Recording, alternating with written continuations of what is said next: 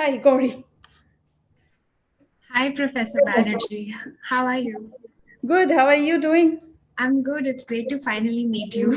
Yes, yes, Yes. yes. I feel like the number of times we have emailed, I already know you. Hi, Ritu. Nice to meet you.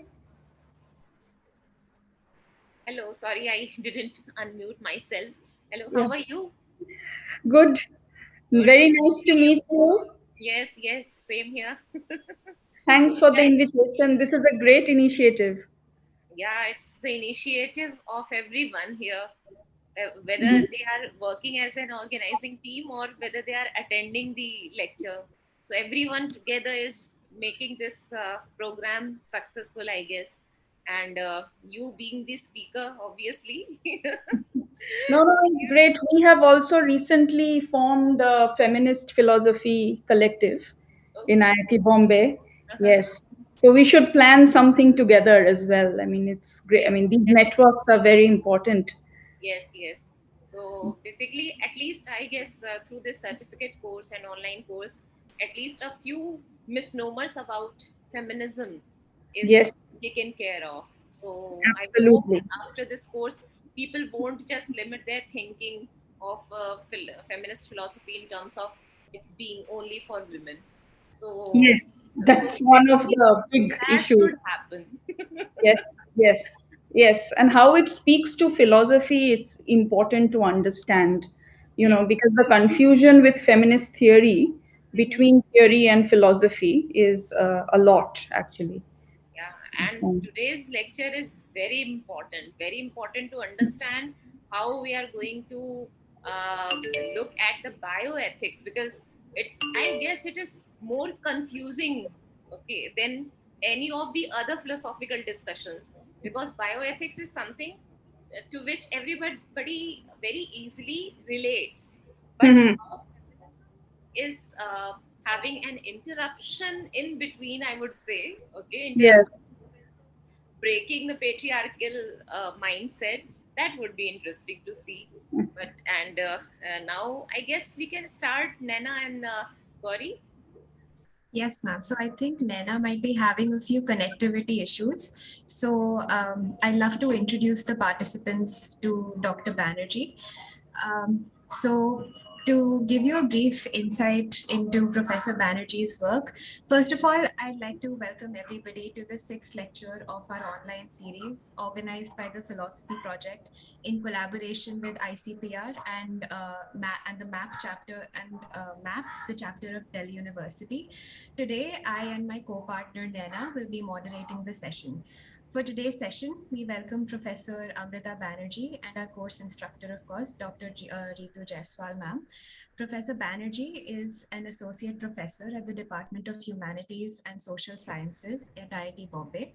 She received a PhD in philosophy and the graduate certificate in women's and gender studies from the University of Oregon, USA. She held a position of assistant professor of philosophy at Allegheny College, Pennsylvania, before joining IIT Bombay. Professor Banerjee specializes in moral and political philosophy, which she approaches from the traditions of feminist philosophy and classical pragmatism. Her publications, to name a few, include Mothering from the Margins, a special issue of philosophy in the contemporary world, which she has co edited. There is also Race and a Transnational Reproductive Caste System, Indian Transnational Surrogacy, which is published in Hypatia, a journal of feminist philosophy, as well as Reorienting the Ethics of Transnational Surrogacy as a Feminist Pragmatist, published in the Pluralist, an American philosophical journal. Dr. Banerjee has contributed greatly to the field of care ethics, feminist bioethical perspectives on assisted reproductive technologies, and feminist philosophy in transnational and post-colonial contexts. Her work also draws unique attention to marginalized intellectual spaces within philosophy, and especially work done by women philosophers and philosophers of color. In today's lecture of bioethics, Professor Banerjee will be focusing on assisted reproductive technologies and will also raise some key theoretical concerns pertaining to feminist ethics from the perspective of transnational and women of color feminist philosophers in order to orient the discussion. So, Professor Banerjee, thank you so much for being here, and you totally have the floor.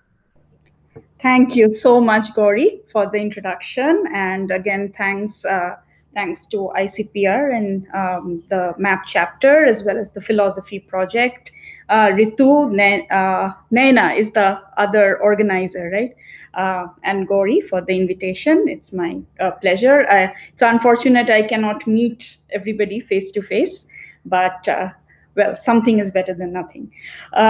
So I was trying to think about how to orient the discussion today. Now, there are, of course, a few ways in which, many ways in which feminist ethics as such radicalizes the field of mainstream ethics.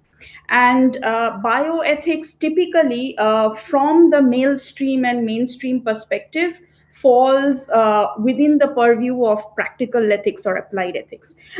So, in at the beginning of the talk, before going into surrogacy, I would spend a little bit of time in trying to think about, what is the idea of a feminist bioethics? Is it simply a matter of talking about bioethical issues that pertain to gender or aspects of gendered existence, or is it something more than that, right? And I think that idea is not quite fleshed out in literature so far. Mainly, we classify feminist bioethics as a subfield of existing bioethics, and where we are now dealing with issues like abortion, assisted reproduction, sex change, so on and so forth. All these sort of concerns fall within that basket, whereas other issues fall within general bioethics. So I will begin with what we might can we come to a sort of different understanding of the idea of feminist bioethics, and then I will move on to surrogacy. And again, now on surrogacy, my work actually spans a huge time now, starting from my grad student days, when in Indian surrogacy was actually becoming the dominant way of, one of the dominant, the India was the one of the destinations for reproductive tourism in the world. And so I was actually working on my PhD dissertation on ethics across borders and solidarity, how to conceptualize these. And in the context of that, surrogacy became one of those very sort of telling topics where these dilemmas of solidarity and ethics across difference shows up. So hence my interest in that began. So today what I'm going to do is, I have already circulated two papers, but I am going to focus on assisted reproductive technologies, especially in the context of Indian surrogacy, with reference primarily to the feminist pragmatist approach that I've developed. So I will be talking about that model as a kind of counter to some of the dominant Western ethical models to look at surrogacy. And then I will also talk very briefly about some of the policy debates now, and future ethical directions on that, because my current work also focuses quite a lot on the ethics of policy making on surrogacy, not just simply the ethics of the practice. So there's a way in which feminist philosophers can contribute to discussions of normative social policy, right? And bioethics is a realm where social policy is very important. So, so let's think a little bit about what do we mean by a feminist bioethics. Um, Now, as feminist philosophers make an intervention into the domain of ethics or moral theory, they make fundamental changes in the self understanding and methodologies of these fields, in contrast to the mainstream viewpoints.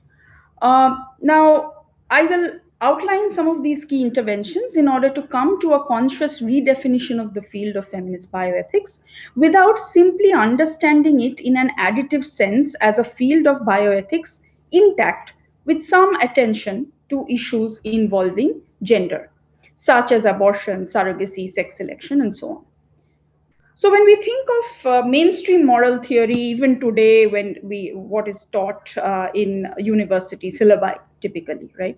The dominant theories are deontology, consequentialism, and virtue ethics, and then there are some permutations and combinations of these in recent times. In some syllabi, care ethics shows up but not all clearly, and in a very insufficient fashion, right, as merely a critique of traditional paradigms. So, the intervention of feminist philosophy in this landscape challenges the core values and conceptions in moral theory, right from centering hitherto marginalized or invisibilized conceptions such as care, affect, etc., or significantly redefining existing ones, including the idea of justice. One of the key contributions of feminist ethics is, in fact, the prioritization of voices from the margins and anchoring of moral discourses from this perspective. As an example, let's take care ethics. It reconfigures the terrain of moral theory in radically new ways. It talks about, it centralizes care as opposed to justice, builds in affect, affective rationalities instead of a dry rationalism, right? It rethinks the epistemologies of care, centers the epistemologies of care. It centralizes the issue of the concrete other as opposed to the generalized other. Salah Ben Habib talks about this. It prioritizes the concept of responsibility as opposed to obligation or duty as compared to traditional ethics. It factors in needs and vulnerabilities in moral consideration, again, so centers the body in ethics in a way, right?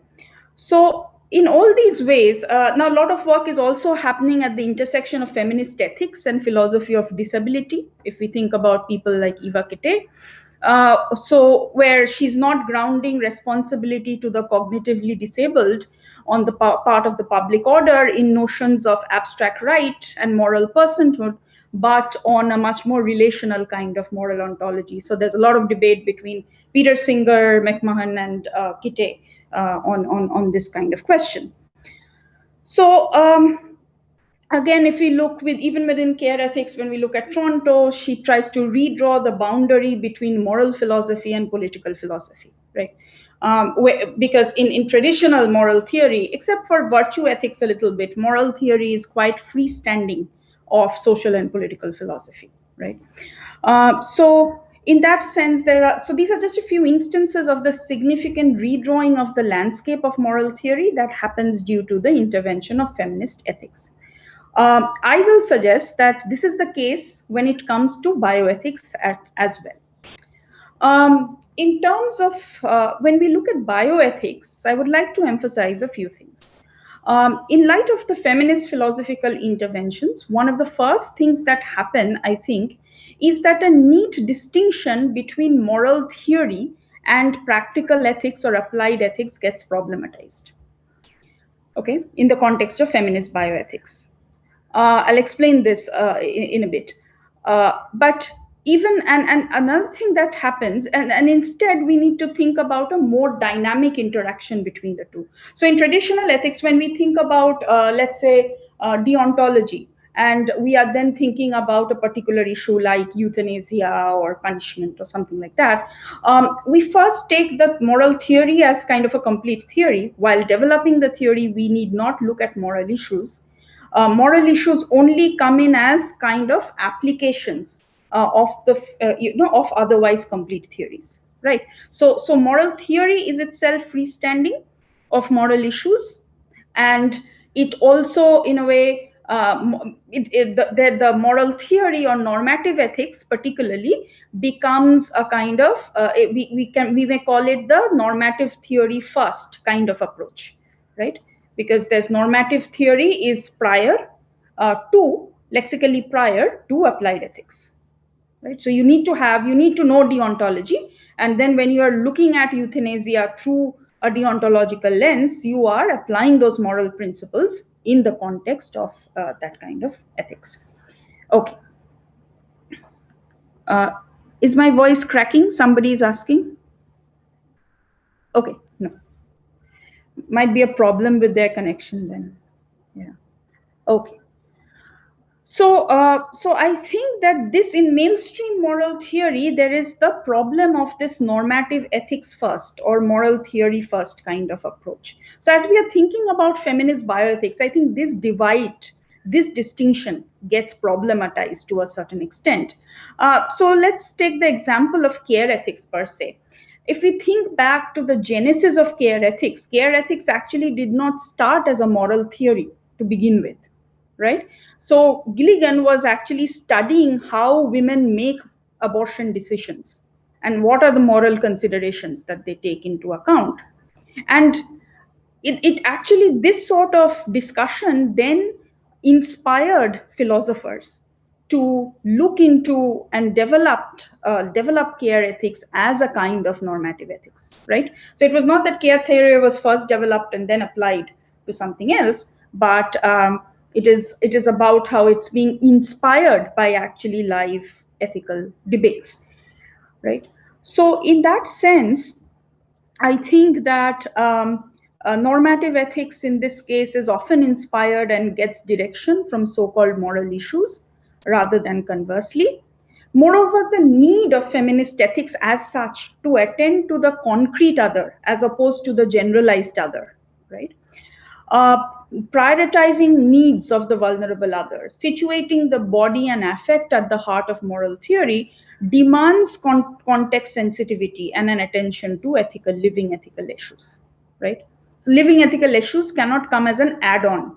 Rather, it is something where we have to begin from, and which then disrupts this moral theory first or normative ethic first kind of approach. In this sense, I think feminist bioethics complicates the domain of classical moral theory. It complicates the self definition of the subfield of ethics, and it challenges the idea that ethics is freestanding of social and political philosophy. Okay, these are some of the things I want to suggest. In fact, I would go on to suggest that while addressing issues of gender is necessary to feminist bioethics, it is not sufficient to make the ethical perspective itself feminist. So, of course, part of feminist ethics, it's necessary to address issues of gender or look through a gender-based lens, but that is not a sufficient condition to make the ethical position itself feminist. To take an example, for instance, you can have a very mainstream way of looking at the abortion debate, where you say that, okay, we value moral personhood, the fetus is a person, and so we do not, abortion is morally wrong. So here it actually has nothing to do with attention to the concrete other, factoring in vulnerability, factoring in affect in the body, right? It has nothing to do with that. So my point is that can this be looked as feminist bioethics? I would think clearly not, because of course it is talking about an issue pertaining to women or gendered bodies, but it is not taking on an ethical lens that is feminist, right? Not only in terms of arriving at the position, but actually how ethics is done. So, therefore, on the other hand, if we look at Gilligan, who's looking at the process of moral reasoning and decision making tied to choices available, right? Judith Arcana, for instance, has some wonderful work where she frames abortion as a motherhood issue. So in these sort of perspectives, we see that even Sarah Ruddick, who talks about the moral ambiguities and the epistemologies that in the context of sort of decisions of mothering that women make. So in all these sort of contexts, right, there is a lot more, there's a very different sort of perspective that is operative, because here we are actually taking all these aspects of embodiment into account in sort of uh, analyzing the moral issue. Okay, so I think that kind of perspective would be very important while we look at or while we work towards a feminist bioethics. Now, while feminist ethicists have taken mainstream moral philosophy to task, women of color feminists have in turn called attention to the wide streaming of feminist ethics. In my work also, quite a bit I have sort of is rooted in women of color feminisms as well as transnational feminisms, where I talk about the need to not only pay attention to concepts from, we need to challenge certain wide streaming of feminist philosophy in general and feminist ethics in particular, But we also need to pay attention to concepts from transnational feminism, especially when we think about things like global feminist issues such as transnational surrogacy, care work across borders. So there's a lot of work on how domestic workers, caregivers travel across borders, right? And often there is a sort of highly racialized and first world, third world hierarchies in place there. So when we look at sort of issues such as this involving gender bodies, we actually need to be attentive to conceptions from transnational feminisms in order to actually look at it from the perspective of feminist ethics.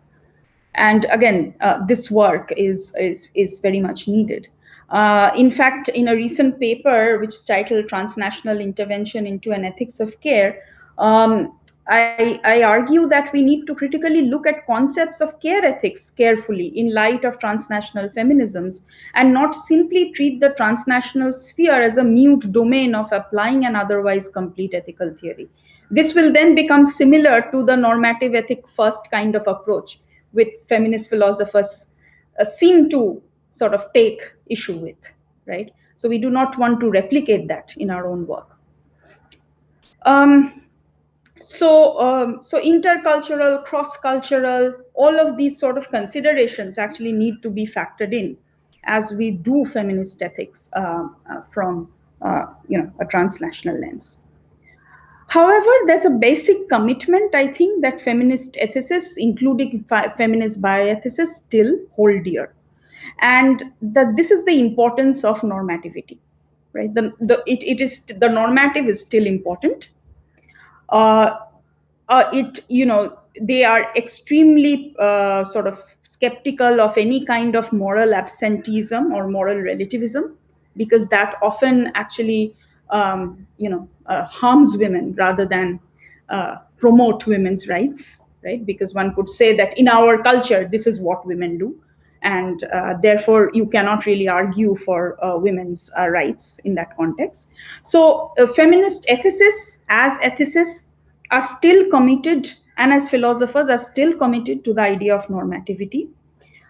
They are sort of critical of moral absenteeism.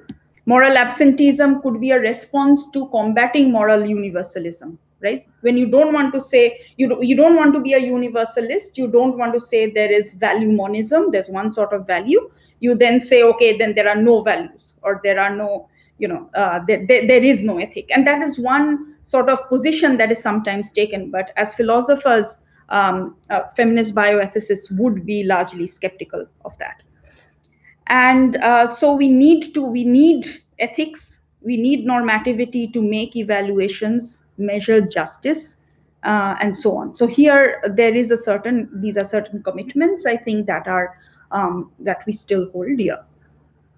So with this kind of background in mind, I hope this gives a way to start at least the conversation around what is feminist bioethics, right?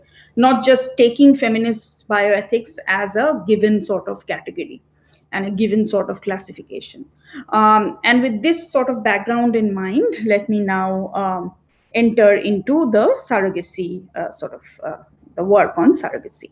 And some of this will again get clarified as I look at feminist bioethics in surrogacy. So with this, I move on to the second part of the talk, which is moral considerations in Indian surrogacy. Now, just for those who may not be aware of the practice, surrogacy is an arrangement where a woman called a surrogate bears a child with the help of technological intervention for someone else. In India, the dominant form of surrogacy has been transnational, except that in 2015 the transnational component got banned. But it has been transnational for the most part. It has been it has been gestational surrogacy as opposed to traditional surrogacy. In gestational surrogacy, surrogates only gestate the baby, but the egg does not belong to her. And it has been commercial. Surrogate is paid for her surrogacy service over and above the incurred medical expenses. Okay. And due to the availability of well qualified doctors and readily available labor, India became the surrogacy capital of the world with a multi-million dollar surrogacy industry since the 2000s. However, one of the major factors which played a defining role in this expansion of surrogacy industry in India was the absence of any law to oversee it. Now, the Indian Council of Medical Research, ICMR, had come up with some guidelines in 2005, but these remained more or less non binding. Okay, and this led to further unregulated use of ARTs in general and surrogacy in particular. And of course, such unregulated use leads to a range of ethical and justice related considerations. So when I started working on surrogacy around 2008-9, Bailey and my work, I think, was the first from a philosophical lens. There was some work that was already there from an ethnographic lens.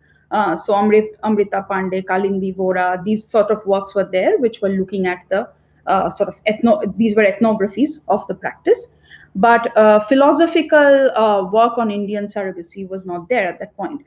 And so when I started working, it was in the context of at the time when actually India was first trying to formulate a law for assisted reproductive technologies. Okay, and so we had the first draft of the assisted reproductive technology regulation bill in 2008, followed by subsequent revisions in 2010 and 14. However, none of these draft bills became an act. And these draft ART bills focused on all ARTs, not just surrogacy, and suggested regulation of commercial surrogacy, not a ban, but regulation. Okay. And however, in 2016, there was a drastic policy shift in terms of surrogacy.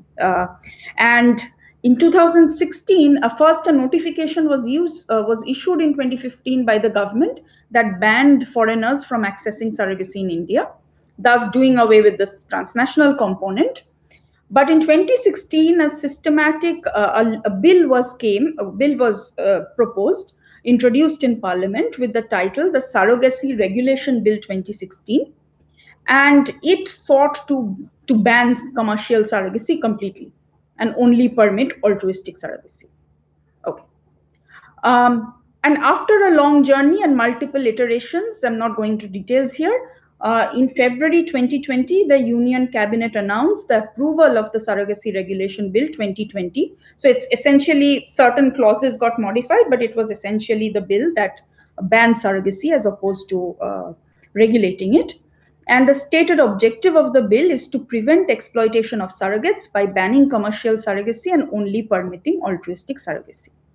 And in fact, what is curious is that actually in the 2016 draft uses the term ethical altruistic surrogacy. It actually juxtaposes ethical with altruistic by default, which is quite curious and problematic.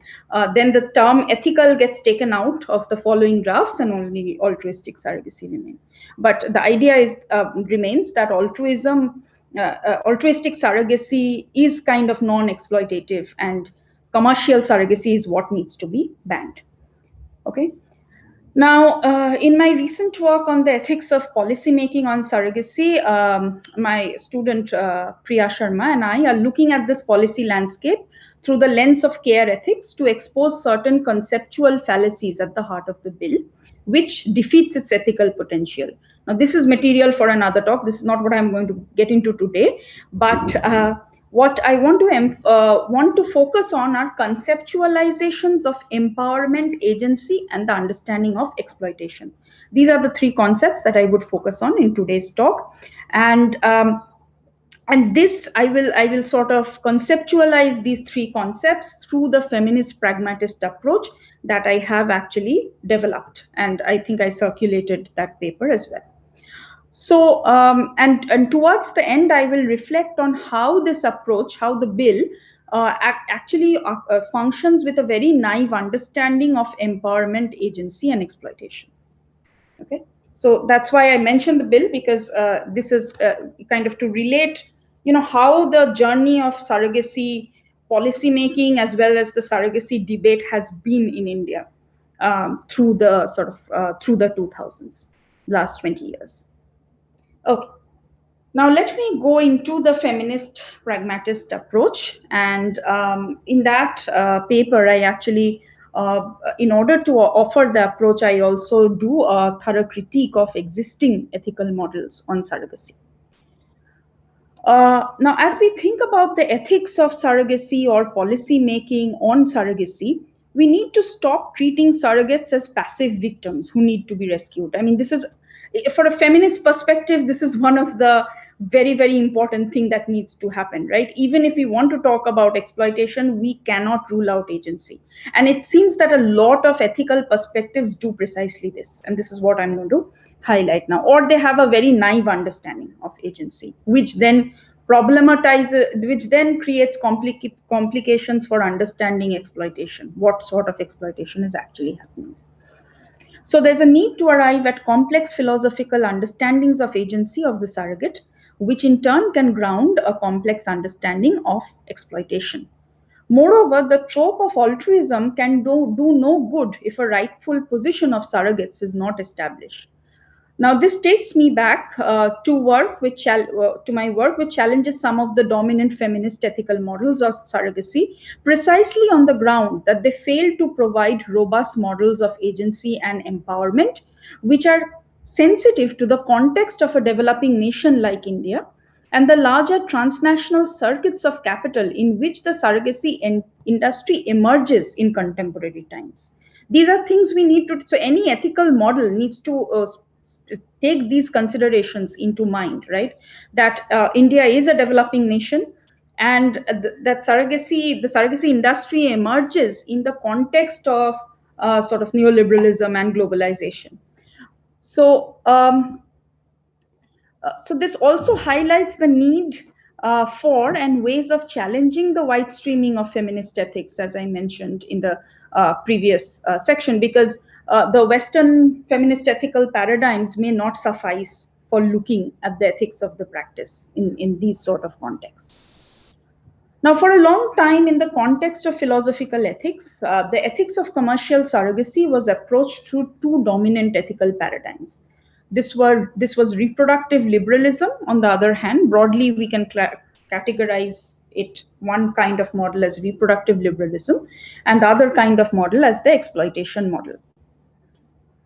Moreover, most of this scholarship originated in and continued to be focused on the practice of surrogacy in Western contexts.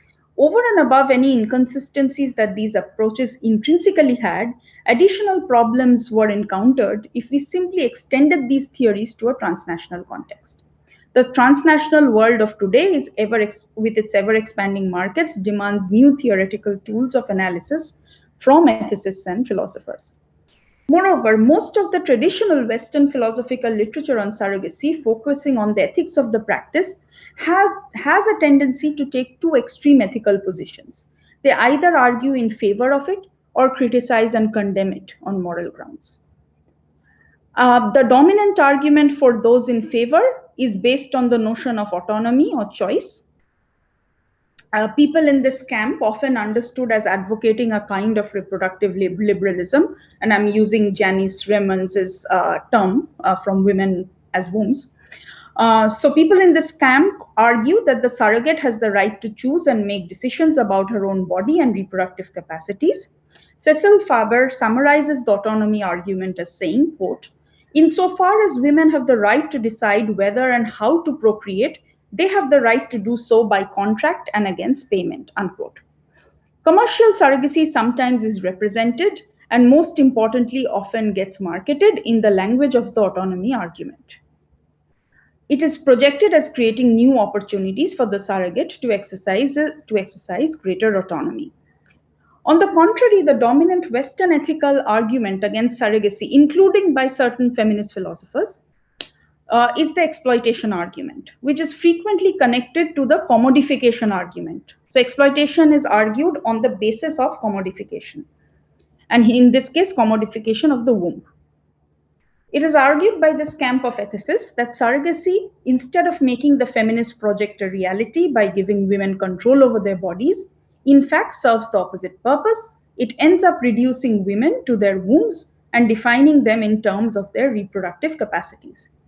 Based on this aspect of commodification, the exploitation paradigm argues that the surrogate is exploited because her labor and her body are judged on the basis of their use value. This paradigm also highlights the fact that choice does not arise in a socio-cultural vacuum. What appears to be a choice of the individual surrogates is often the outcome of explicit or tacit coercion. In other words, this is a quote from D'Amelio and Sorensen. Legal surrogacy contracts, although expanding their options numerically, seem to coerce women into making a choice they do not prefer, yet cannot refuse because the price of refusal is too high. Some radical feminist thinkers like Andrea Dworkin, arguing along these lines, end up likening surrogacy to prostitution. They go to that extent. And this is again a characterization that is actually very actively resisted by most of the Indian surrogates, this sort of analogy. Okay? But from the feminist philosophers' point of view, this is how they sometimes argue.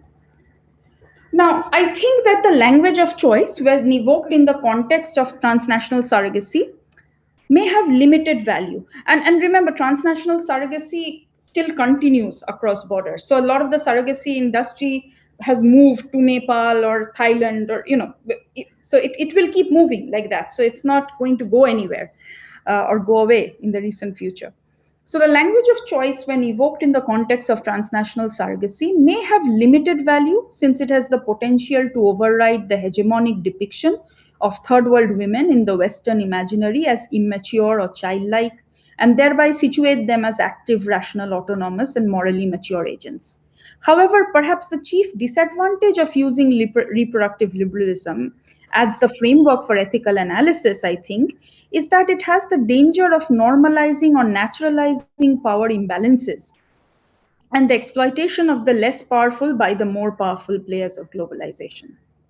In other words, reading the third world surrogates' experience as empowerment simply on the ground of choice or decisional autonomy and romanticizing her subject status on the basis of this without going into the problematics of consent leaves out any scope for addressing the oppressive socio-political conditions, both local and global, in which she takes up the identity of the surrogate.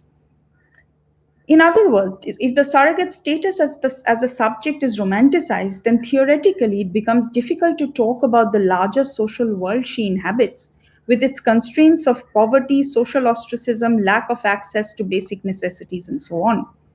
Further, reproductive liberalism as an ethical paradigm fails to do justice to the voices of those surrogates who both experience and define their works in terms of their unfortunate situation or majburi, as Pandey's, the surrogates that Pandey interviewed, some of them talked about this.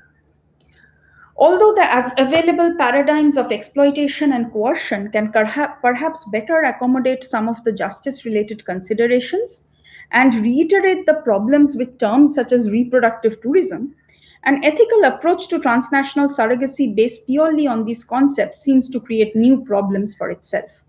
The language of use and control at the heart of the exploitation paradigm can end up projecting individuals purely as passive victims who are always at the mercy of superior forces external to them. This view is vitiated by the opposite problem of focusing mostly on the object status of an individual and therefore denying any authenticity to their act of choosing to take up an identity. This language, I argue, becomes particularly worrisome when used in theorizing transnational surrogacy, since it can lead to the reinforcement of stereotypes of third world women as being inherently powerless and passive victims. Incidentally, such distorted perceptions and subsequent homogenization on the basis of these stereotypes is responsible for the creation of categories like the third world woman in the first place. According to Chandra Mohanty, this category is truly speaking a discursive category brought into existence within certain hegemonic constraints, often in order to serve colonialist agendas. In fact, merely focusing on the powerlessness and the object status of the third world surrogate and not letting them rise above this debilitating generality of this object status helps to define its contrast, the first world woman, as powerful subjects. And Mohanty's point is that such discursive ethnocentrism might fuel a certain paternalistic attitude toward third world women and reify third world difference, right? So in order to talk about exploitation in surrogacy, if we simply adopt the exploitation model in a very sort of simplified form, we end up we end up with the danger of reducing surrogates to this sort of passive victims and passive objects who actually don't know what they're doing, right, and cannot be attributed any agency. So, in light of this concern, focusing merely on the passivity and victim status of third world surrogates can have negative repercussions for social justice and can tacitly play a role in strengthening certain colonialist agendas. Now, this analysis helps us to discern inadequacies in certain dominant Western ethical perspectives on surrogacy. They appear to fail due to flawed understandings of identity and power or empowerment. First of all, each of the perspectives focuses on, and for the most part, confines its attention to either the active or the passive dimensions of human existence. Right? Reproductive liberalism focuses on our subject status. Exploitation model focuses on our object, us being objectified. However, I argue that agency and passivity do not often constitute a dichotomy within our lived experience. We realize this further as we begin to listen to the voices of the transnational surrogates. I think, therefore, that it is hasty to draw any simple correlation, this is important, between activity and empowerment on the one hand, and between exploitation, passivity, and powerlessness on the other.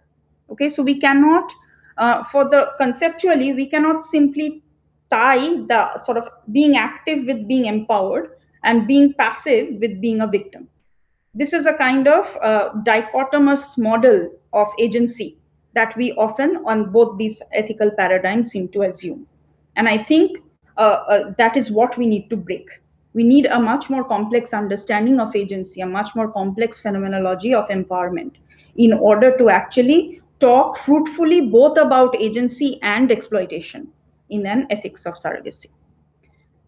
Second, even while differing widely in their analysis and goals, both accounts seem to share a certain misunderstanding of power. Both work under the assumption of what I call the powerful powerless dichotomy, which I think is the result of using a power over scheme of analysis, whereby power is understood mainly in terms of domination. This scheme entails that either one has power or does not have it. When individuality and empowerment are understood through the lenses of a simple power over scheme, then the best response to ending oppression is inverting the existing power structure. But simply inverting the existing power structure does nothing to promote larger ethical issues of justice, since the structure of power through which oppression manifests itself remains intact. Right? So if you just invert the pyramid and the power is still understood in the sense of domination, then nothing really happens in terms of social change. It's just now that the earlier oppressed are more powerful, and those that were powerful are now oppressed, right? But it does nothing to undo the actual, the system of domination. So we need to think about power from a feminist lens in a much more different way. It cannot be simply in terms of domination or control. Finally, since a power over scheme of conceptualizing empowerment does not allow for the decentering of power, our resources for talking about inclusion, building coalitions, sharing of resources, and an ethics of mutual care and responsibility in the context of complex global and local relations remain strictly limited. A thicker notion of empowerment is therefore required for a feminist ethical perspective. So, my analysis reveals that searching for a simple yes no resolution to the surrogacy debate is naive and virtually impossible in the present circumstances. Even if surrogacy is condemned ethically as an absolute moral wrong and prohibited legally on grounds of exploitation, such practices are likely to continue under cover as long as economic inequalities exist, both within and across borders.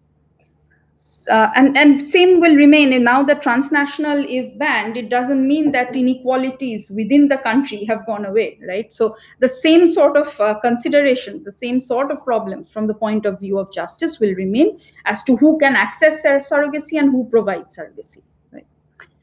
The need for the day I have mentioned earlier and I reiterate now seems to be a more nuanced ethical paradigm suited to the needs of a messy globalized world and structural inequalities within the bounds of individual nation states at the same time.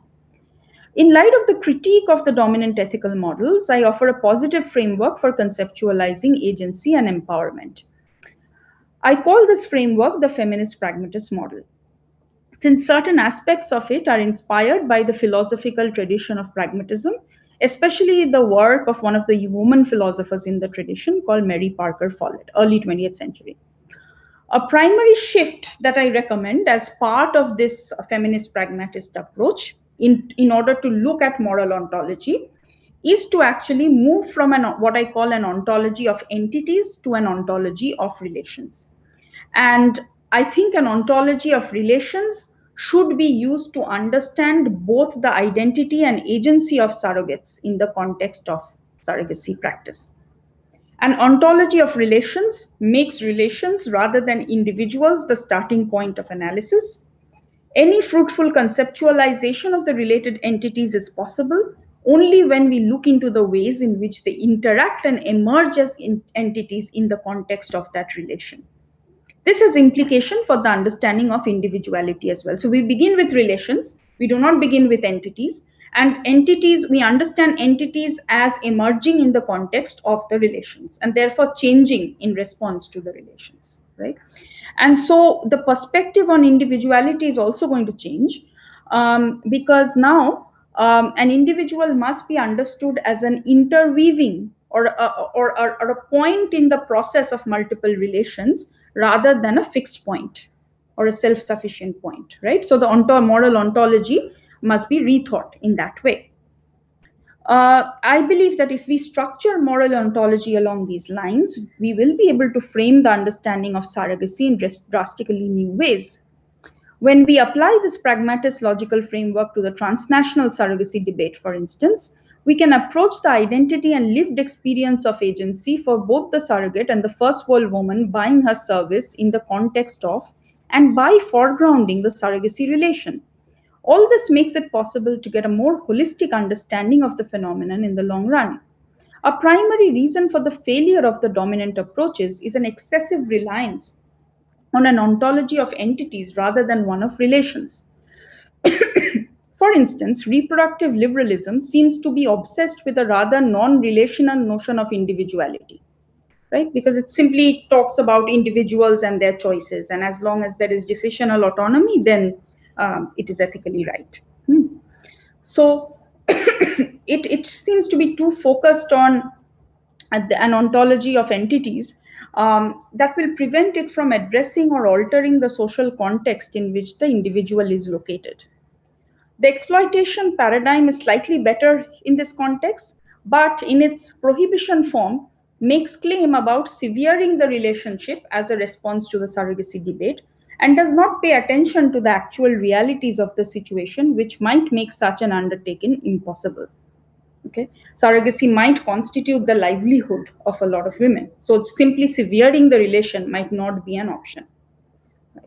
So, moreover, even if we say that the exploitation paradigm is better than than reproductive liberalism, I worry that its primary focus on passivity and victimization uh, cannot accommodate any rich narrative of agency and resistance on the part of third world surrogates. A failure to complicate notions of agency and subjectivity prevent both the approaches from giving us a robust account of the geographical, political, and economic situation that lead to the emergence of the surrogate with that particular identity. And also restricts the understanding of exploitation to a single thing, like commodification of the womb or baby selling, right? So it also again becomes this sort of very flat, unidimensional understanding of exploitation, which will not actually be very useful, I think. The strength of an ontology of relations, in contrast, lies in the fact that it is able to capture the complexities in our experience of power in everyday life. An act of choice must be attributed a certain degree of authenticity by virtue of the fact that we actively transform the situation through our choice. Right? So, choice has a certain place, choice must be given as authenticity. We cannot simply think that it's kind of a false consciousness or something like that, right? On the other hand, we cannot make a claim to empowerment simply on the grounds of exercising choice. There is a complex interplay of freedom and unfreedom in any act of choosing because of our existence as relational individuals and not particularistic ones. Okay, so in certain aspects of our identity, we might actually, experience power through a choice.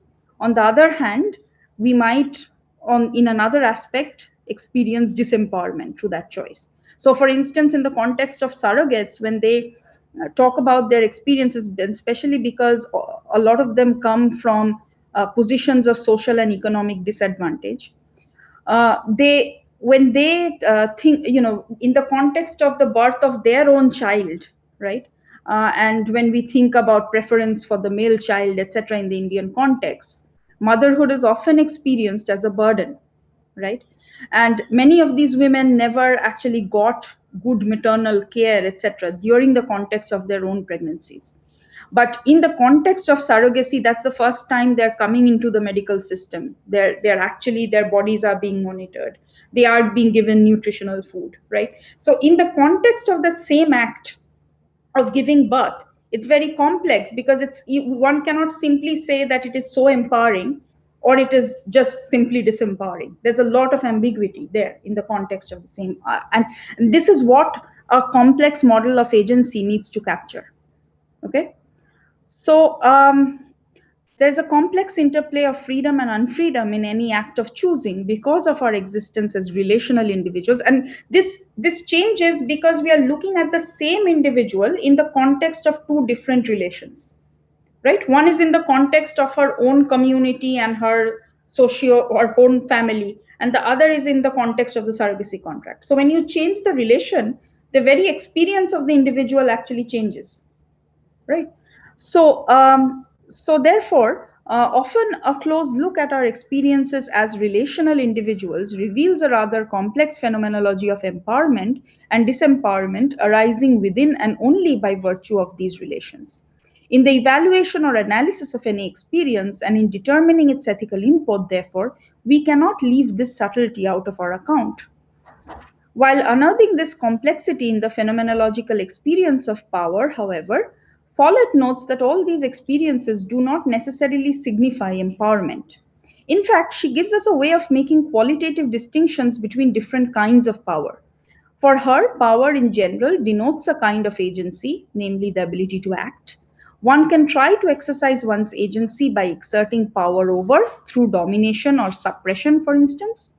Although this can appear to be empowering, it cannot be genuine empowerment.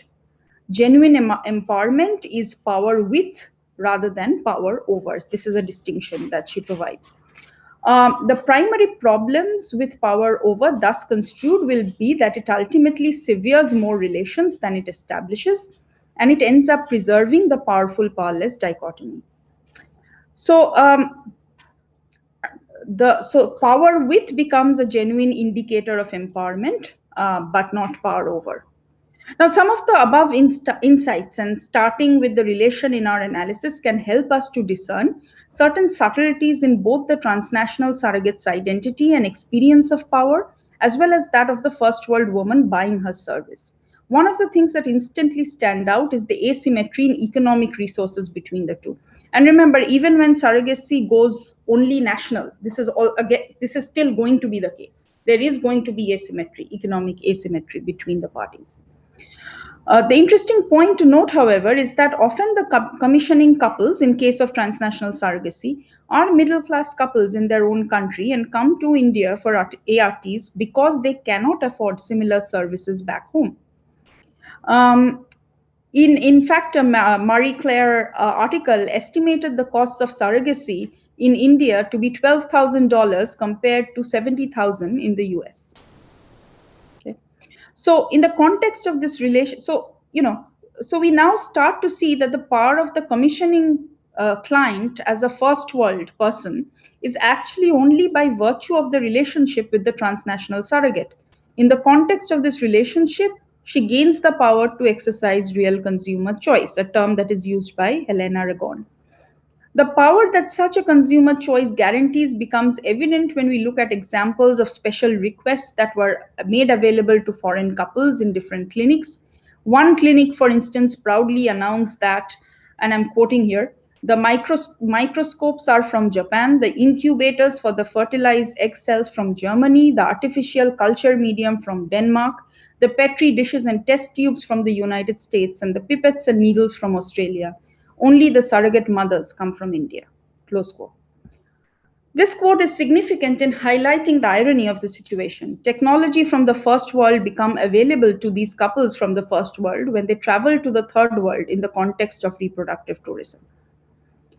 And by virtue of the presence of the third world surrogate. Therefore, any power that the first world couple enjoys through consumer's choice, and in the sense her emergence as a first world woman is facilitated by and crucially dependent on the existence of the third world surrogate.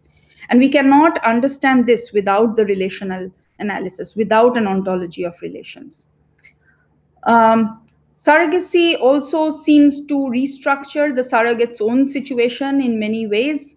Um, Often women that have been confined to low-level jobs in unsafe environments suffer, exposure to toxic chemicals and dangerous machinery. They actually opt for surrogacy because it's better wages, it's better working conditions. And this was true in earlier studies, even recent studies like Rudrappa's kind of emphasized this fact. Many of the surrogates actually considered surrogacy to be a safer occupation compared to the kind of sexual harassment, etc., that they face in some other workplaces. So this reality must be acknowledged as we struggle with the ethics of the practice. Economically disadvantaged women would still keep turning to these more or at least equally risky and exploitative occupations if the realities of their social locations remain unchanged. Under the circumstances, the payment for being a surrogate seems to be an important draw for the women concerned. In fact, Priya has been doing some field work, and she found that in a clinic, in a well-known clinic, surrogates actually, even after they're done with surrogacy, they maintain relationship with the clinic.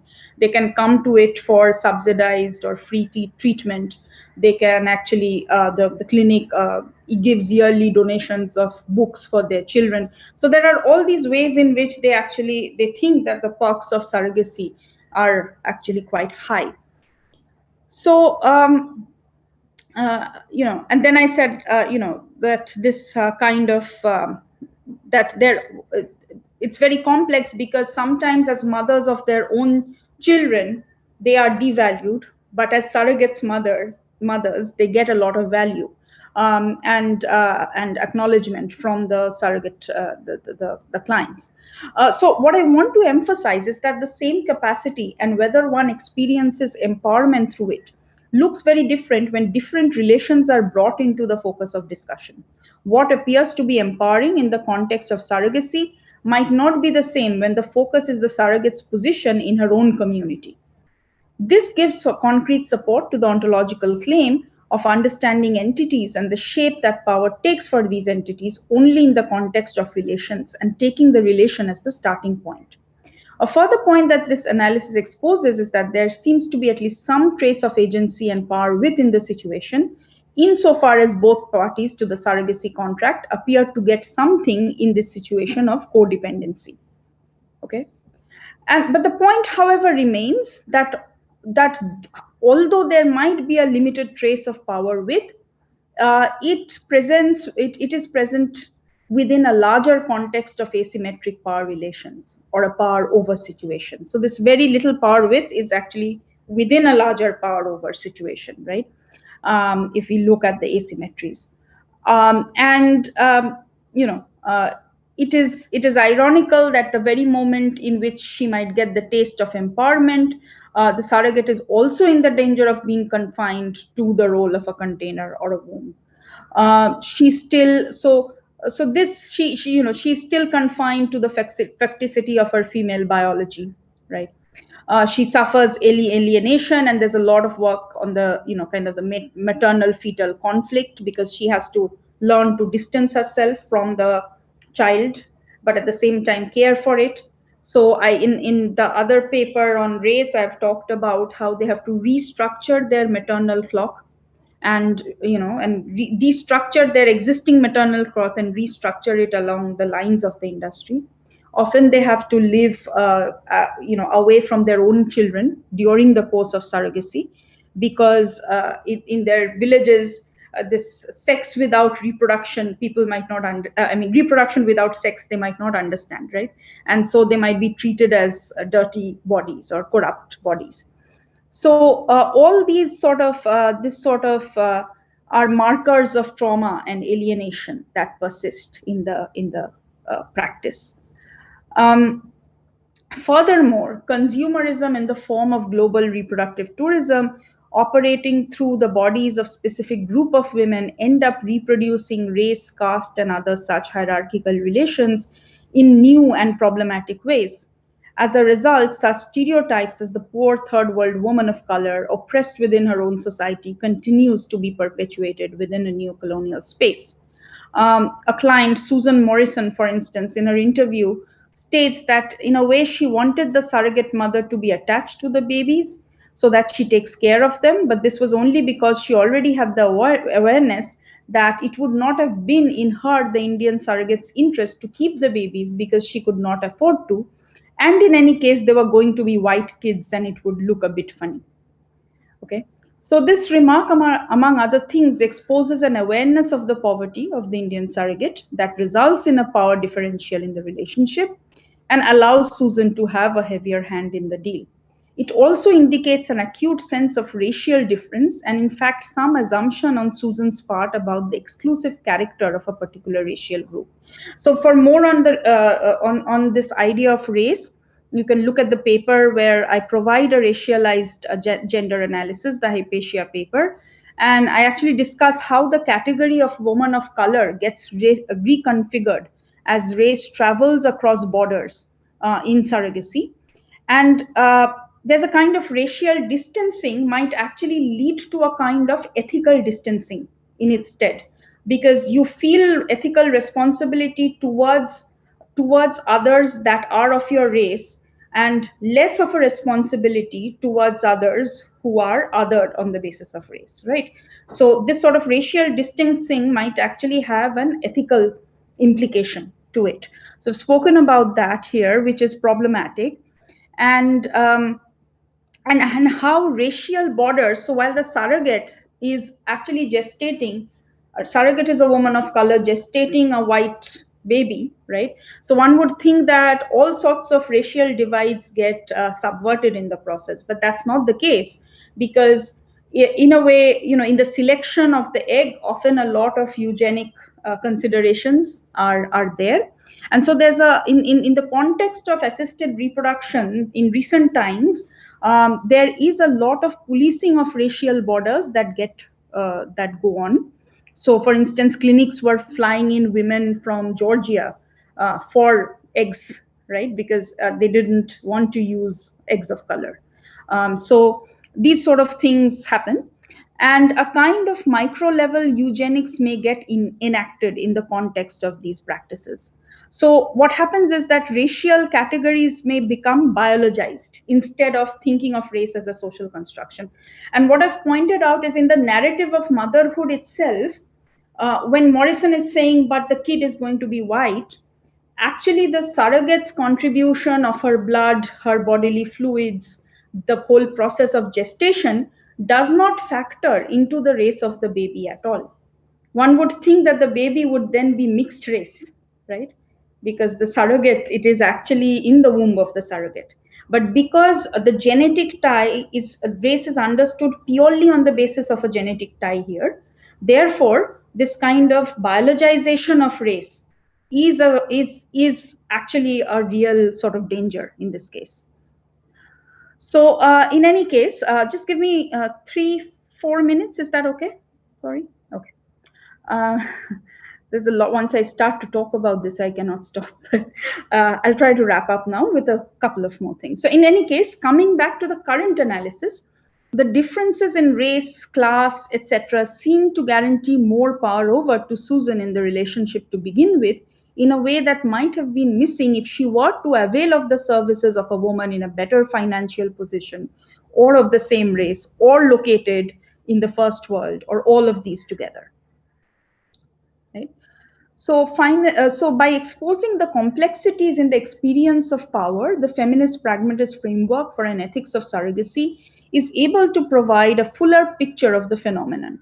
Another interesting point that must not be overlooked is that the choice of third world women to actively take up the identity of a transnational surrogate, or a surrogate for that matter anyway, benefit from the limited opportunity it brings is made possible only by virtue of her being located in a disadvantageous position in the global economy compared to the first world woman.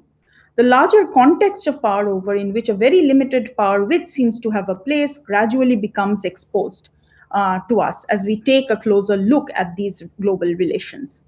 Factors like alienation trauma in the surrogate's experience come to be the signifiers of a problem, one that dangerously threatens to undermine and destabilize the little power width in the relation. The first world woman can still walk in with a heavy wallet to claim the surrogate service and exercise her consumer choice. Much more work is needed to convert this situation to one of empowerment. So, one of the main points I want to emphasize today as a takeaway from this analysis, and in order to look at the bill now, is that a feminist pragmatist lens to the issue of surrogacy helps us to gain an awareness of the ways in which not only our identity is relational, but power or the lack of it also arises in the context of relations. It also helps to us to understand the fact that experience of empowerment and disempowerment must not necessarily be construed as a dichotomy. In other words, it allows us to discern how it is possible to be a victim while like actively making a choice, right? So that again problematizes the simply active subject kind of powerful connection. And this serves an important function in the transnational surrogacy debate. Now we have a way of acknowledging the agency of the surrogate in actively taking up her identity in the face of extremely difficult circumstances without reducing her to a passive victim. At the same time, it is also possible to understand how she still is a victim in the sense in which her client is not, and that it is highly problematic to characterize her situation as empowerment. On the other hand, the fact that the first world woman's position ends up being a kind of power over, despite her dependence on the surrogate, makes us realize that passivity does not necessarily signify disempowerment. Okay, so this connection also needs to be problematized. Although she is still caught within the networks of neoliberal policies, her level of victimhood is not the same as that of the transnational surrogate. By bringing all these points to our attention, a feminist pragmatist approach with its critical power analysis adds a level of richness to our understanding of the phenomena, which is needed for a context sensitive ethical approach. Now, to the last section of the bill, coming back to the bill, coming back to the policy landscape now. As I've already mentioned, the recent policy landscape marks a sudden and drastic shift from regulation to a complete ban on commercial surrogacy. The ban is not only on hiring a surrogate, but even on the sale and purchase of gametes, eggs, and sperms for the purpose of surrogacy. It allows only legally wedded Indian infertile couples having a certificate of infertility for either or both partners, married for at least 5 years, having no child of their own. Exception is made for of a child with life threatening illness or a disability to avail surrogacy. The surrogate had to be an ever married woman with a child of her own. And in an earlier draft, as I said, there was an additional clause that surrogates have to be close relatives of the intended couple, which brings its own bunch of problems. But this has been removed in the current draft. In fact, the original 2016 bill presumed altruistic surrogacy to be ethical, as they call it, ethical altruistic surrogacy. The bill 2018 bill onwards, this term was removed and only altruistic was retained. Now, the bill has garnered mixed reviews. It has been hailed by some as a great step to protect poor women who act as surrogates against exploitation, while another section considers the ban as non-viable and taking away a woman's choice to earn a livelihood. Again, responses along these lines seem to be uncanny echoes of the old exploitation model and reproductive liberalism, I think. I think the overall understanding of agency and exploitation in the bill are clearly inadequate. Surrogates in this entire process are seen as a homogeneous group of passive victims who need to be rescued. The ban, instead of regulation, can be read as a straightforward, can you turn on the light, please? Surrogates in this entire process are seen as a homogeneous group of passive victims who need to be rescued. The ban, instead of regulation, can be read as a straightforward version of the rescue narrative or the exploitation model in its old form, in the form I have critiqued. Such a conception closes off the possibility of any narrative of agency on the part of those who may choose commercial surrogacy. Um, Moreover, the trope of altruism does no good. The rightful position of surrogates as its agential stakeholders in the process must be established. I've already shown how reproductive liberalism considers surrogacy as a win-win situation for both the parties involved. It sees surrogacy as an avenue to empower women, where a well-informed choice is made. On the other hand, the exploitation model is against surrogacy as it sees the industry as yet another way to objectify women. It turns a blind eye to any of the complex and ambiguous dimensions of agency that I have laid out in my talk, and considers commercial surrogacy as outrightly exploitative. Both these views, I've argued, take extreme ethical positions and fail to do justice to the agency and lived experience of surrogates. Both these positions operate with flawed understandings of identity and power, where they consider an individual to be either purely active or purely passive, and consequently either powerful or completely powerless. And I've challenged this dichotomous understanding of power in understanding agency. Relating the discussion on the bill, this is the last kind of paragraph. Relating the discussion on the bill so far to these observations on agency and exploitation, the proposed ban on commercial surrogacy takes an extreme ethical position, and I think this is close to the version of the exploitation model that I have criticized. The bill considers all commercial surrogates to be passive victims and thus proposes altruistic surrogacy as a solution to exploitation. With this flawed understanding, it pushes surrogacy in the familial domain, also thinking that the familial domain would be devoid of exploitation. And so it again operates with this sort of dichotomous understanding of power and treats commercial surrogates as powerless passive victims. And in our recent work, we are actually trying to reconstruct surrogates as epistemic and moral agents. That's another way in which we are trying to reconstruct the agency of surrogates. So it ignores the fact, the bill ignores the fact that the identity of a surrogate is relational, whether or not in its commercial form or altruistic form. Therefore, surrogates will be subject to varying degrees of exploitation and agency, no matter which sphere they are placed in. Finally, the understanding of exploitation is very narrow. The commercial component here is understood very narrowly in terms of payment to the surrogate. This explains why the focus is on stopping payment to the surrogate, while neither the technology nor the private players like doctors, clinics, medical equipment, pharmaceutical companies, insurance companies, other aspects of the surrogacy marketplace are not brought within this economic curtailment. It's only the payment to surrogate that is now stopped, right?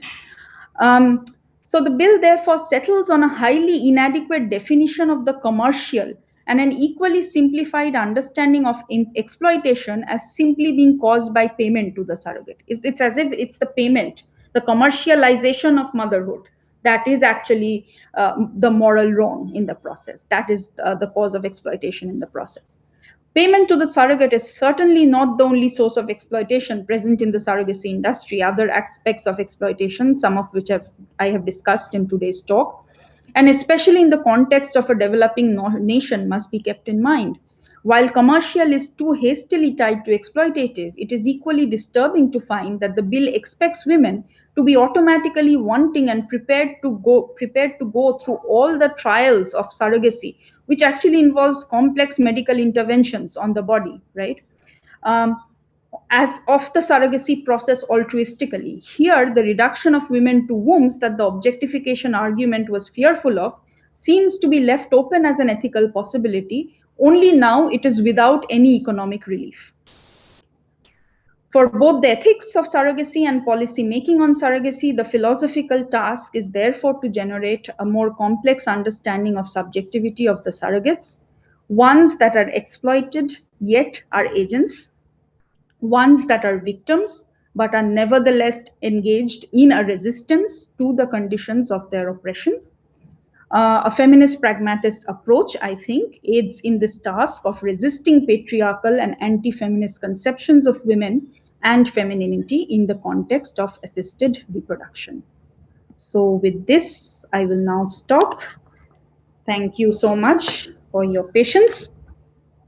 Let me just plug in my computer. Yeah.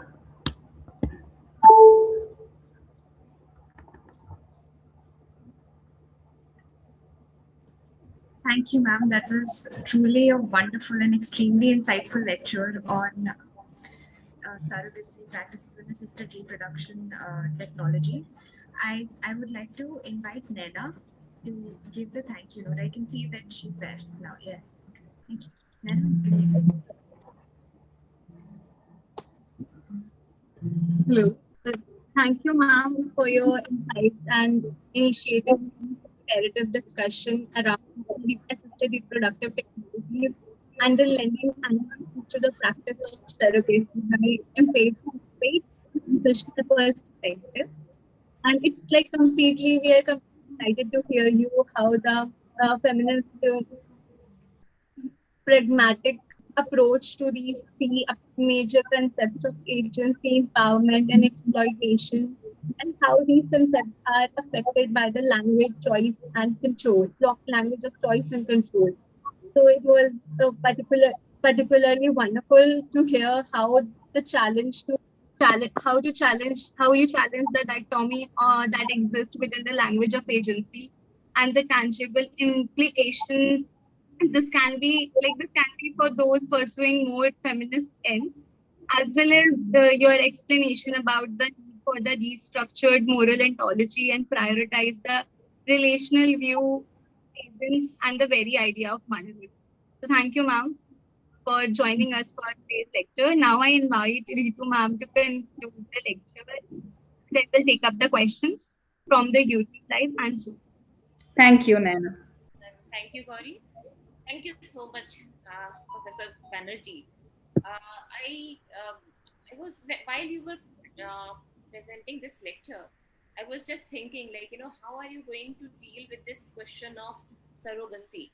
Okay, because as you said, that it's very difficult to define it in the periphery of morality, because whether it should be an altruistic attempt, whether it should be a commercial attempt, considering that it is related to the body of a woman, or it should be something which is like, related to how you are earning through it, because you think that you are suffering from other ends, so it could be one of the means for your survival.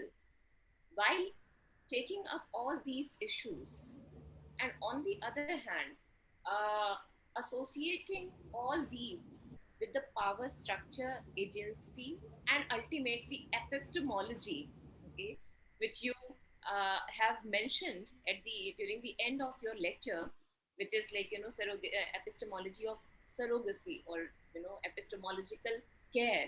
So I was like, very curious to know, how are you going to do these things together in a lecture? As you said that, your lecture, you thought that it's very lengthy. Now it's going to be lengthy because if you are combining so many concepts together, it becomes very difficult to just skip a point, because every point is as important as the other one.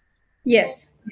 I would like to congratulate you for presenting such a nice lecture, and clarifying so many doubts which I also had in my mind. That Thank you. because question becomes very relevant. Any of you who have already watched the series Friends, you must be knowing that how surrogacy was used there, but how even the racial aspect, which you have already presented, was very much important even in Friends, when they were trying to adopt a child, but the surrogate mother was white, okay, and they were very much concerned that the baby should be like this, baby should be like that. And even though they were taking care of all the medical bills and everything, but it was also considered to be an altruistic act. So it was not something which was very commercialized. So all these things, when they are discussed at the platform of academics, when they are discussed at the platform of medicine, okay, Mm-hmm. or the hospital or something like that, and when they are discussed at the level of practicality, where people are suffering from so many things, then they become, their entire discussion becomes very different from each other. But I would once again like to thank you and congratulate you that you have so wonderfully tried to collaborate all these aspects in such a good manner that it has become so interesting. I don't have other words to say right now. I'm sure that all Thank you. the listeners are waiting very eagerly to ask you a lot of questions, because obviously they are inquisitive. So yeah, Gauri, go ahead with the questions. Yes. Thank you So so much, Ritu. Just a quick, I am really glad. I was thinking because, this is work over a long time as well. And many different sort of things have come in. And the recent work, unfortunately, I can present it as part of another talk, but that actually looks specifically at the epistemologies of care and how there's a conflation of care and affect that is happening in the bill, which again is obstructing the construction of surrogates as both moral and epistemic agents. So, in a way, I think one of the unifying threads is, as Naina also nicely summarized, this aspect that we need to look at agency beyond the powerful powerless dichotomy. And in order to argue for exploitation, we should not reduce the stakeholders to passive victims, right? And in order to actually validate choice, we do not need to negate exploitation. So we need to actually have a much more robust model for understanding this. And the problem with the dominant ethical models was that because they are taking these extreme positions based on a commitment to a certain principle, whether it's commodification of the womb or whether it's choice, it becomes really difficult to capture the complexity of this situation. We cannot think about ethics in this case, especially from a feminist ethical perspective, without taking into account complexity. That is what we are arguing for against We are not mainstream. going to leave you like this. You have to come again in some other part of the lecture series, and you will have to elaborate this another component of it. No problem. It will be my pleasure. Okay. Okay, We can, Gauri. we can take questions. Yeah. okay.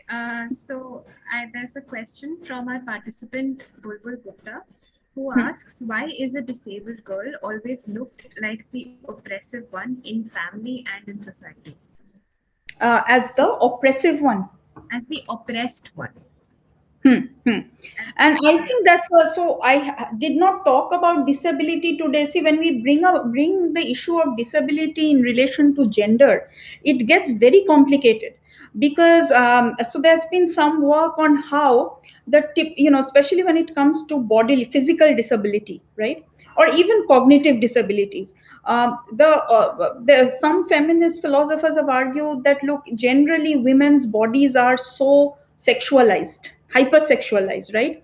But when it comes to disabled bodies, they are desexualized, as if there is no sexual desire, for instance, right? As if there is no right to a family, for instance, right? So the pressure on disabled parents to actually abort children, sometimes tacitly. The pressure on aborting disabled, potentially disabled children, right? So when we actually bring in disability into the picture, it complicates things a lot more. And in terms of looking at the disabled as oppressed, I think from what I would uh, some of the concepts I was offering today, one way of looking at it is that we are still sort of looking at it through either the lens of not reproductive liberalism, but this liberal kind of lens of choice, etc.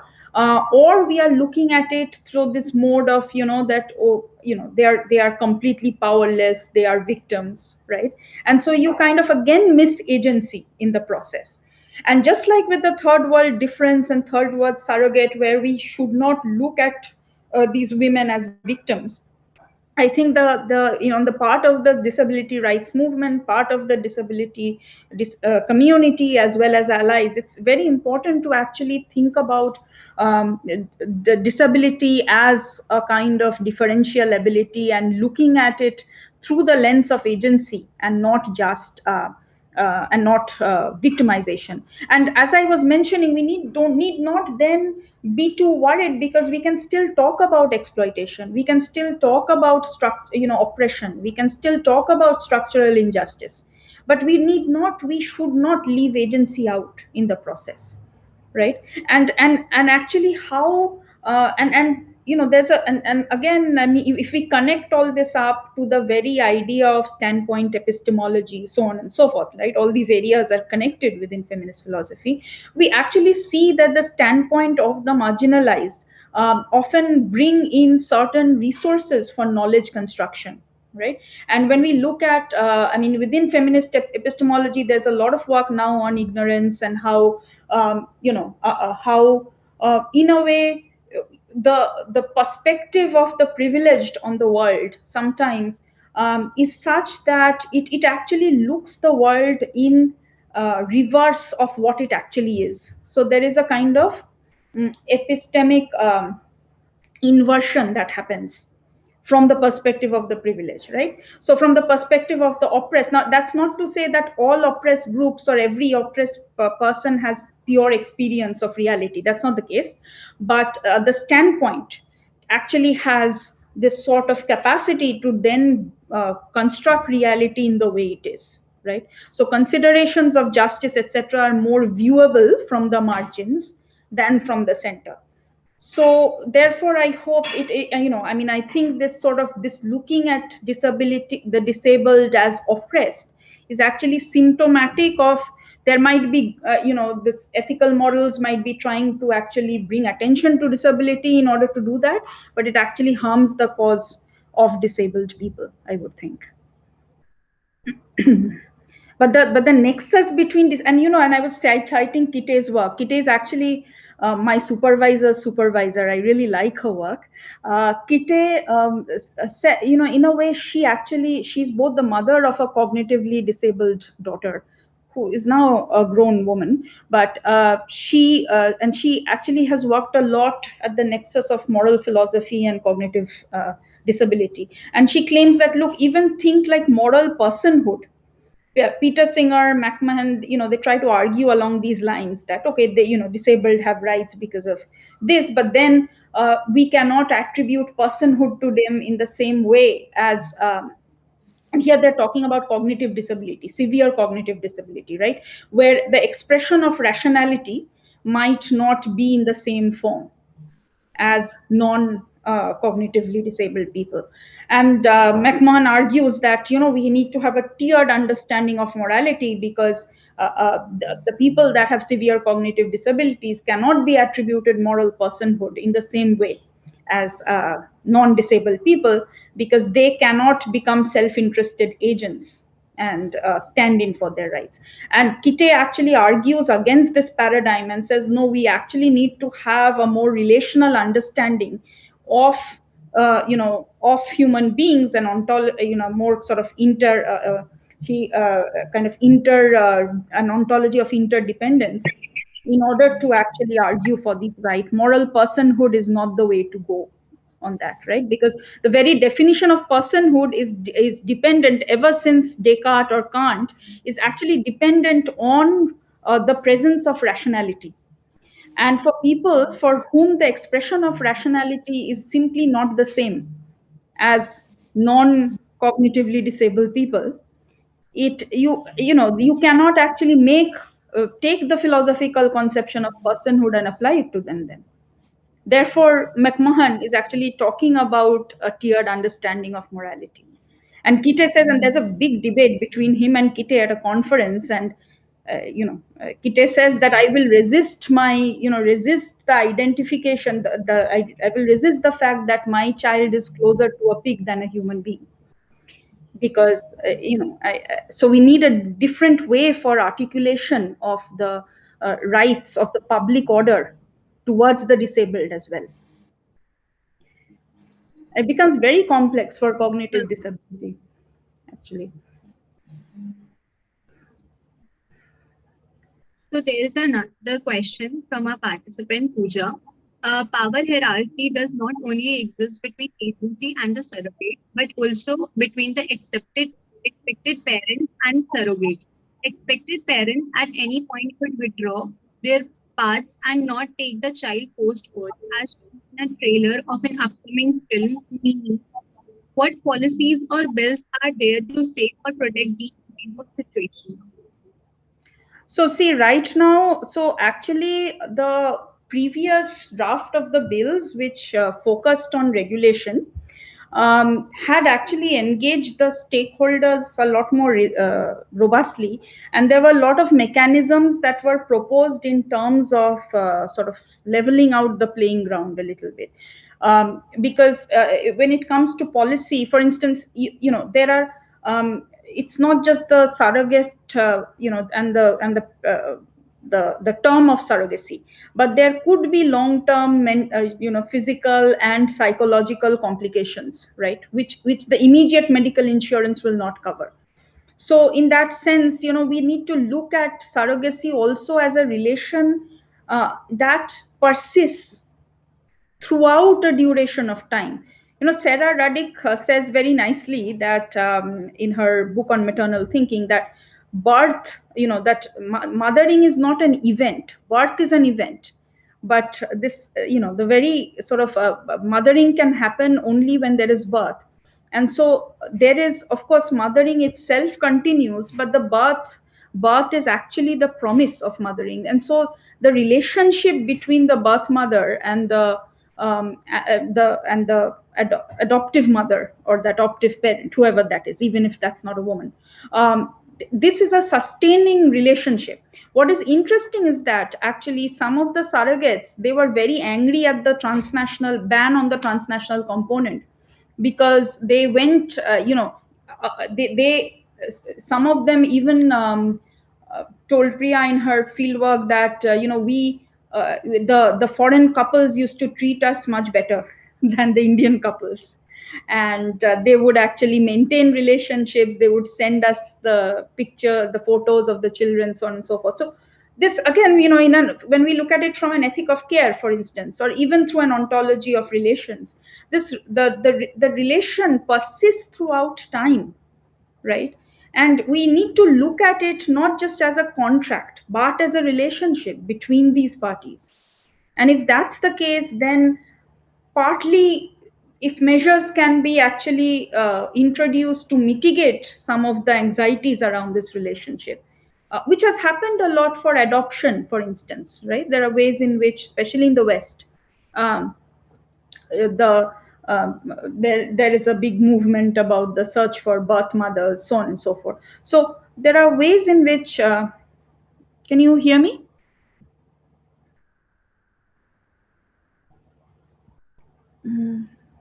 Yes, we can Yes, hear. ma'am, we can hear you.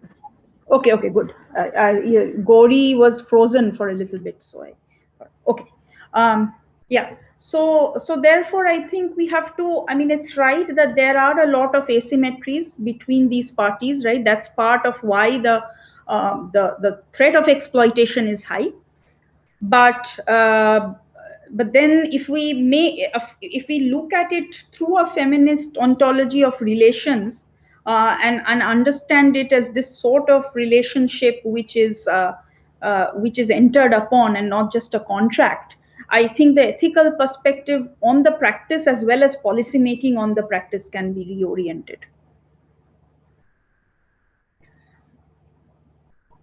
Actually, ma'am, for the next question, Ritu Jaiswal ma'am herself had a question that she would like to ask you. So, Yeah, sure. Ritu ma'am, go ahead. I'm going to ask you a very stupid question, please. No question is stupid. But somehow all of you are frozen on my screen. I don't know why. Ma'am, it's Maybe, possible Some it could be internet. just slow internet on your yes, part or something. Yeah. that could be. Okay, yeah, Ritu, go ahead, please. So the question is like, if surrogacy is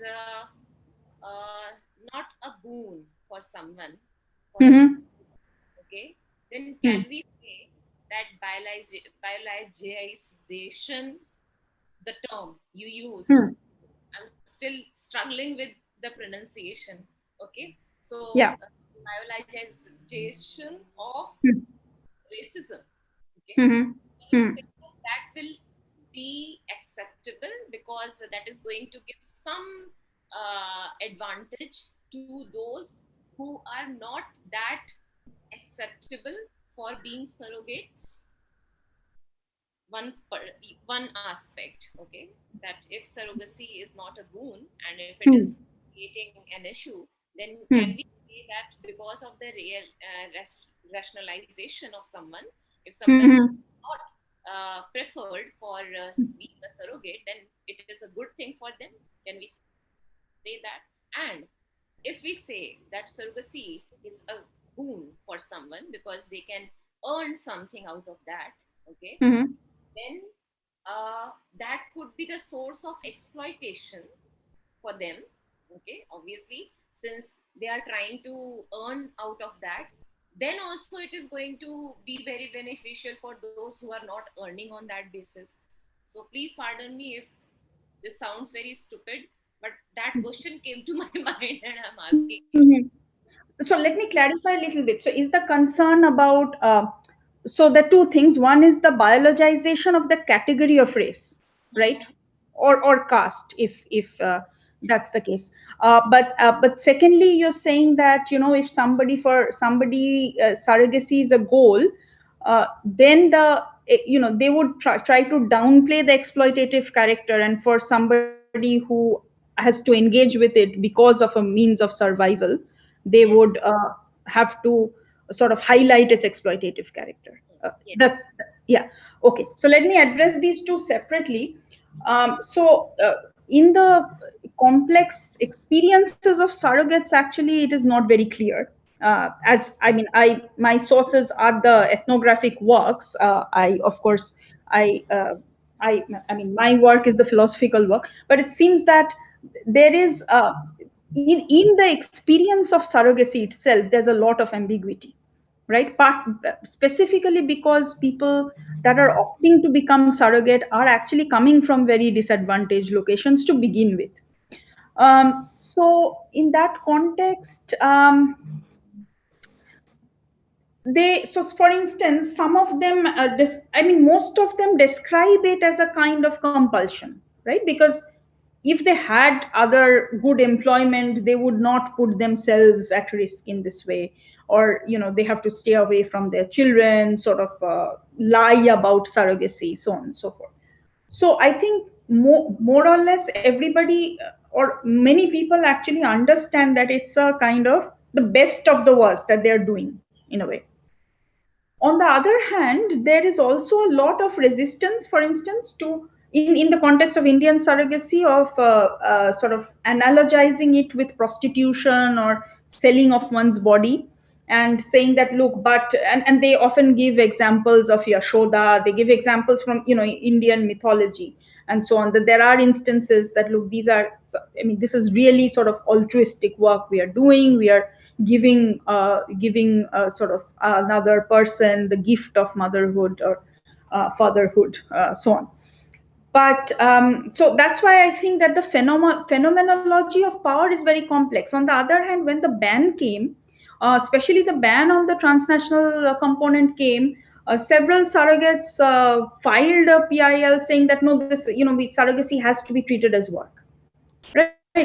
So I think this is exactly what I want to capture in a way, that when we are trying to think about the ethics of the practice in the context of an individual, this and we try to understand their agency, we cannot clearly say that, oh look, they are, they have decisional autonomy.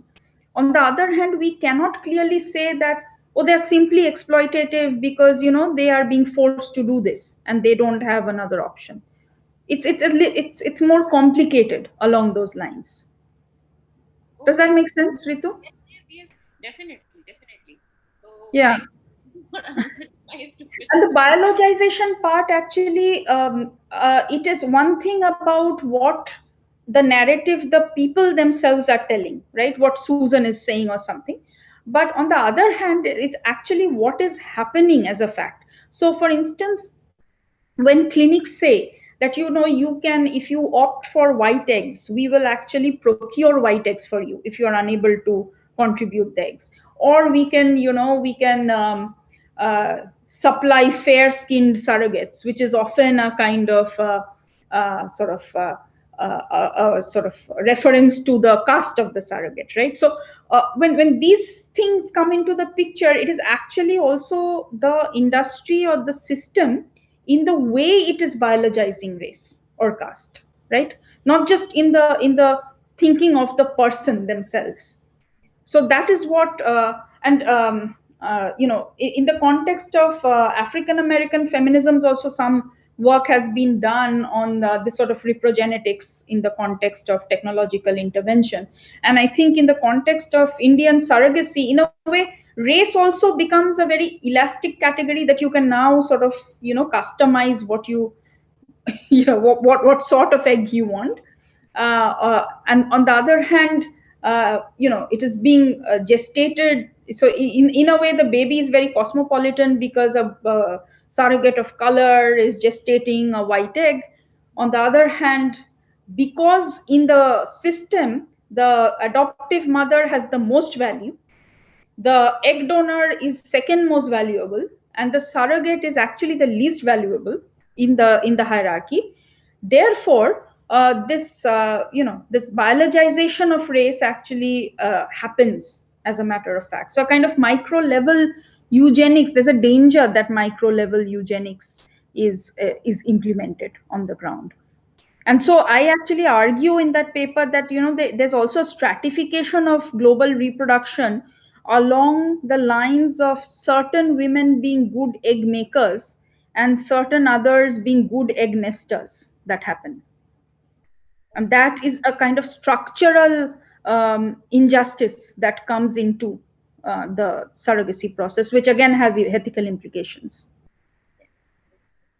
Thank you so much for clarifying all these doubts which I had in my mind. And thank you, Nana, for giving me this opportunity. Not taking up others' questions, but giving the opportunity to me asking a question. So yeah, okay, we can conclude the session then, Nana and Gauri. Ma'am, there is one more question. Okay. It's the last question. So this question is by Jinal Bhatt. Why the current policymakers feel that altruistic surrogacy will not have the same issues of power imbalance and it would be easier to regulate?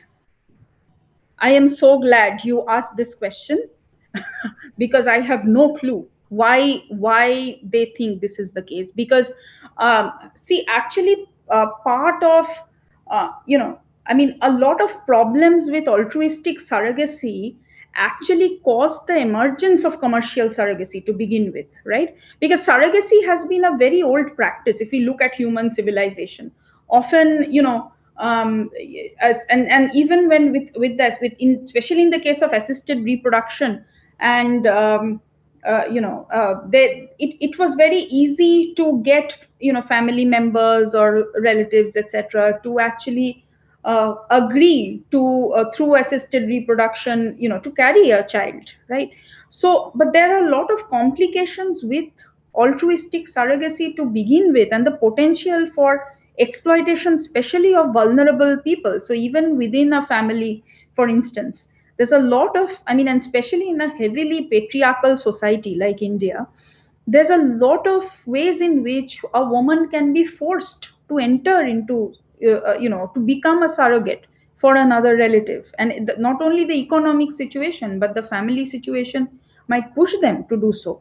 And so it is actually, I think, and partly in the recent work, which I could not get into, which is in terms of the care and care affect and how labor figures in surrogacy.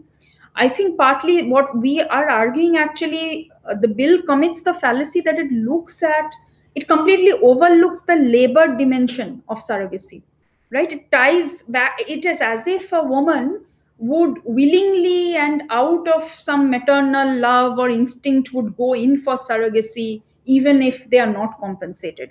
So in that way it again biologizes motherhood, something that actually feminist philosophers like Radic, etc., tried to destabilize this idea that motherhood is biological, right? So in care ethics, for instance, motherhood in later care ethics is taken as a kind of role rather than an identity, which can be played by a figure, whether they're a man or woman or whatever their gender are, right? So in that case, if we actually look at it, you know if we kind of again bring it back to altruistic surrogacy, not only do we do away with a lot of the safeguards, but we actually overlook the labor that one puts into the surrogacy process.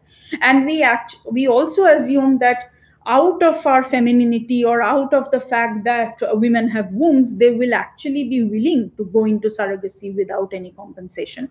So I personally, I think that as an ethical stance, altruistic surrogacy is actually more problematic than commercial surrogacy.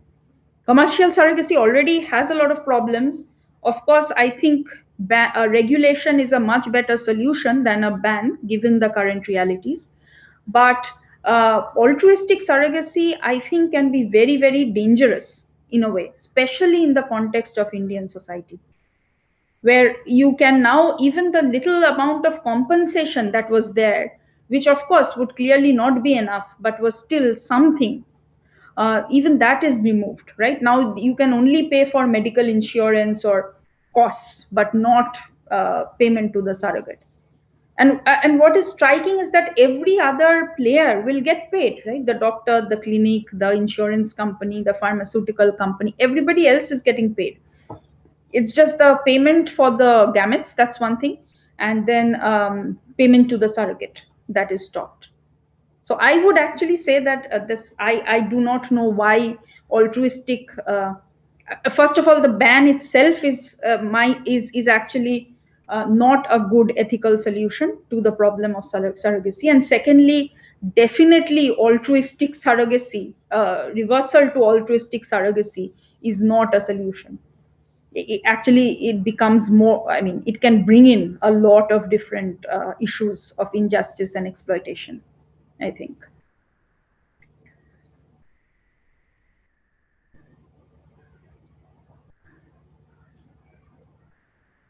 So, like, there are no more questions. So, I think we can conclude the session. Thank you so much, ma'am, for this very insightful lecture. We are really looking forward to host you again someday in future and like to continue this discussion on feminist bioethics and the debates, several debates surrounding it. We are very thankful to Dr. Ritu ma'am for helping us in facilitating this lecture and the whole series on feminist philosophy. And of course, we'll be failing off our duty if we fail to acknowledge the work done by the whole organizing team in facilitating this session. At last, we would like to thank you everyone for joining this session. Reading list is updated on the website. It contains all the references that ma'am has mentioned in the lecture today. And the quiz will be uploaded by 21st of the July. Thank you. Thank you so much again. It was a great pleasure. And I congratulate you on this initiative, and I hope to see much more of these initiatives in the future. So keep going, and hopefully I'll see you all again soon. I unfortunately, because of my speed, I can only see the frozen pictures of Gauri and Naina. So I guess I'll say goodbye to those. Okay, bye bye. Bye, everyone. Thank you. Okay, bye.